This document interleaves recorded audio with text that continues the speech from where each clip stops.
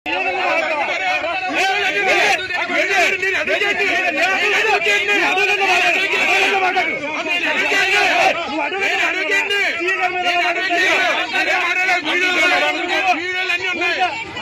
వాసు గారు మీకు చేతనైంది చేసుకోండి. ఐ డోంట్ కేర్ ఏ విషయంలో కూడా. మా సార్ అన్నారు కానీ నేను చెప్పకూడదు, ఆయన వినయ విజేతలతో ఆయన ముందు నేను ఇలా మాట్లాడకూడదు.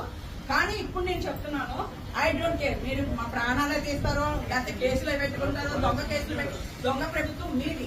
ఏదైతే బాలికలను రేప్ చేస్తున్నారనే ఉద్దేశంతో మీరు తీసుకుని వచ్చి అరెస్ట్ చేసి కూర్చోబెట్టాల్సిన పని ఏముందండి? ఇప్పుడు మీకు అలాగా ఇష్యూ ఏం జరిగిందంటే అసలు ఏం జరిగిందండి? మీరు అది ఈవిడే చేసిందని ఏంటి గ్యారంటీ? ఈవిడే చేసింది అవును, మార్పుడు మీడియా అవ్వచ్చు కదా. అవును, ఇన్వెస్టిగేషన్ చేస్తే 10 మంది పోలీసులు ఇంటికి రావడం, పేడ కొట్టిందనే ఒక అనుమానంతో తీసుకొచ్చి 10 మంది ఇంటికి పోలీసులు వెళ్తారా? రిజిస్టర్ మరి అక్కడ ఏం చేశారని అడుగుతున్నారు. నిన్న డైరెక్ట్ గా లిక్కర్ సిండికేట్ లో డైరెక్ట్ గా ఆడియో లీక్ దొరికింది. దానికి మీరేం అరెస్ట్ చేశారు చెప్పండి? ఆడియో లీక్ దొంగ మద్యం చేస్తున్నాము, రేట్లు పెట్టుకుని అమ్ముకోండి అన్ని అయినాయి కదా. మరి వాళ్ళకి నోటీస్ ఇచ్చారా? 41A నోటీస్ ఇచ్చారా అడుగుతున్నాను. 41A నోటీస్ ఇచ్చారా? అతనే నా పైన ఎంక్వైరీ చేయమని లెటర్ రాసి ఇచ్చాడు. ఏం ఎంక్వైరీ చేశారు? ఏ ఎంక్వైరీ చేశారు? మీరు ఏదైనా 41A నోటీస్ ఇచ్చి లేదా ఇంటికి పంపించండి. అంతేగాని ఇక్కడ ఎందుకు కూర్చోబెట్టాల్సి వచ్చింది? ఎంతసేపు కూర్చోబెడతారు? మేము కోర్టులో ఫైట్ చేసేది మేము చేసుకుంటాం. మీరు ఆ 41A నోటీస్ ఏమంటే ఎంతసేపు అయింది తీసుకుని వచ్చి?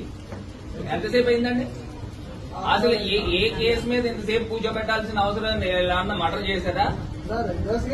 ఏమన్నా చేశారా?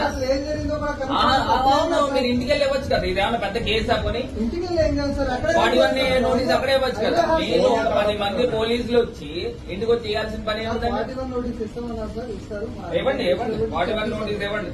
లేకపోతే మొత్తం అందరినీ తీసుకొచ్చి ఇక్కడ మహిళలందరినీ తీసుకొచ్చి కూర్చోబెడతాం. ఆ మహిళలు ఇవ్వండి. మీరు చేయాల్సింది చేయండి, మీరు ఇన్వెస్టిగేషన్ మీరు చేయాల్సింది చేసుకోండి. అంతేగాని స్టేషన్ సేపు కూర్చోబెట్టాల్సిన పని ఉంది. 41A నోటీస్ ఇవ్వండి, మేము కోర్టులో తేల్చుకోవాల్సింది తేల్చుకుంటాం.